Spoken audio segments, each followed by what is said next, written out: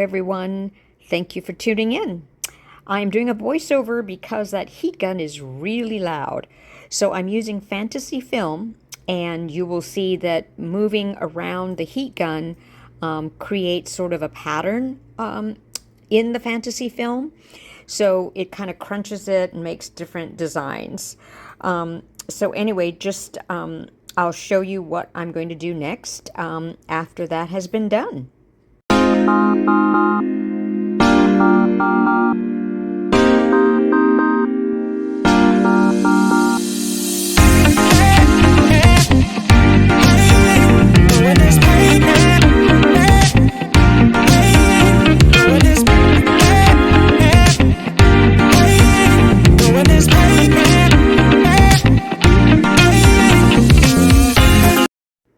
And now with my little cutter, I'm cutting little strips off of that little piece that I had heat gunned and kind of created a little crater design.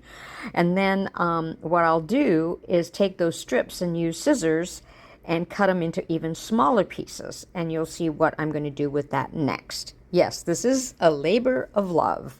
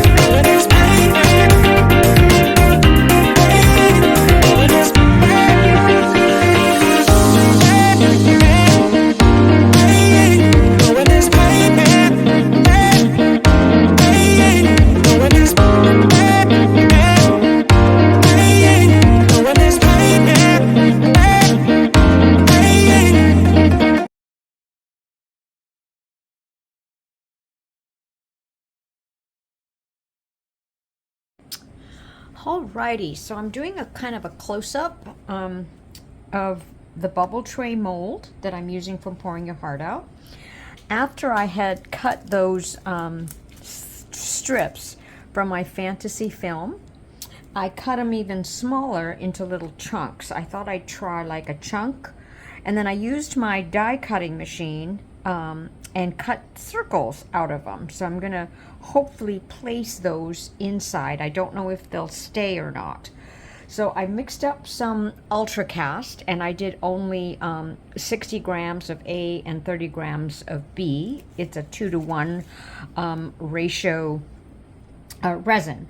So I'm gonna put you on a time lapse and maybe some music, and then I'll see how I do on filling it, and then I'll probably use other items as well to fill in those holes. But before I do that, I wanted to show you, as I like to do when I progress on my Leah Dia design acrylic discs, I like to show you what the results are. I mean, I just love these acrylic discs. They're just, or acrylic silhouettes, I guess. Anyway, so that's one. And then my sweet friend Cassie bought a 3D machine, and she created excuse me, my goodness, this acrylic blank, and I just taped some holographic paper behind it, or vinyl, and now I'm going to fill in with some coloring. So I'll let you see the progress on that one. Okay, so here comes the time lapse.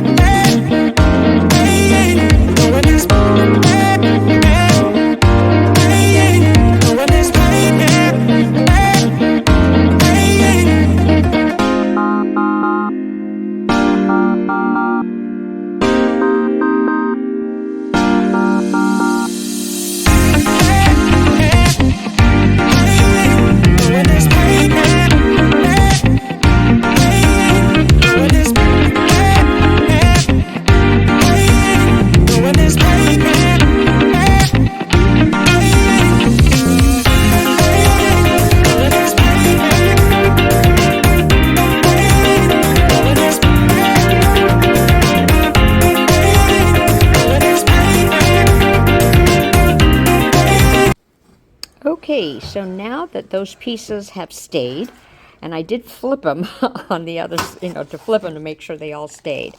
I've mixed up some resin, and I'm using Holbein Primary Black acrylic ink as a back coat. So I'm going to pour this in, and I'm going to give you a prelude. When I did turn it over eventually at the end, the pieces that I used from the cutout of the fantasy film to make those crater designs, the black resin seeped through. So I need to find a different way of maybe making those smaller so that they fit firmly in, because I kind of lost that design. So I'm going to give you like a prelude to that.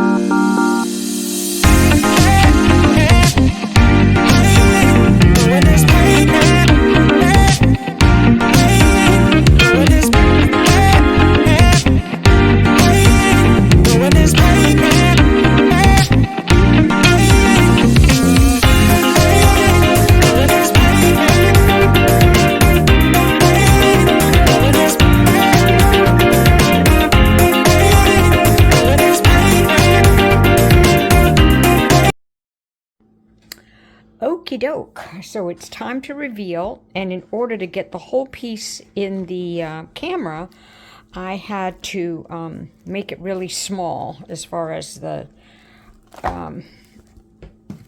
filming is concerned. So here we go. Let's see how this turned out. Oh my gosh. Oh my gosh. All right. So I'm going to now zoom you in. Oh my God, look how sparkly that is. Now, I do see some problems, mistakes, but hopefully it'll be forgiven. These black ones, I think the black seeped through. Maybe I didn't wait long enough, but oh my gosh, that is just sparkly. I love it. I hope you do too. And I will catch you next time.